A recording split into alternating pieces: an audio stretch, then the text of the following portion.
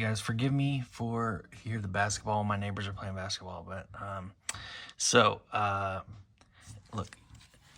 So I have this OSB 2 cable, and it is currently in the O mark, which means it powers down my unit after 5 minutes after I turn my car off. All right, I have the wire tucked in, all the excess wire tucked in behind this panel, okay? And then I have the wire, you can see it runs right here. That's the wire right there, okay? And I pulled away this door seal, and it just pulls right out, you know, and then you don't want to pull it completely off, just pull it out.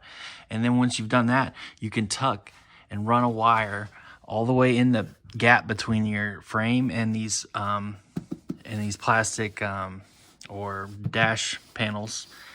And then I did the same thing, went all the way up the A pillar, all the way up to here, tucked the wire in all the way around here, then underneath here, all the way down to right here where it comes down and attaches to my camera behind my rear view mirror. So that means it's completely hidden, all right? And you don't need any splicing, any fancy wires. You don't have wires plugging in down here everywhere, like feeding off under this and that. None of that mess.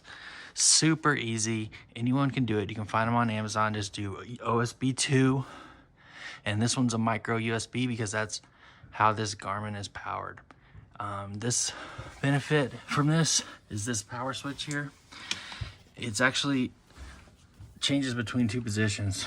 So what looks like off right here isn't actually off. That means it's only gonna run when the car is running. And then when you shut down the car, it'll stay on for 5 minutes, which I've timed, and then shut off. And then let's say you're at the grocery store, or you're at work, and you there's been some vandalizations at these places or whatever, and you want to leave your camera on. Well, then just hit this button right here and switch it over, and that'll leave it on for you. But you don't want to do that all the time because that will drain your battery.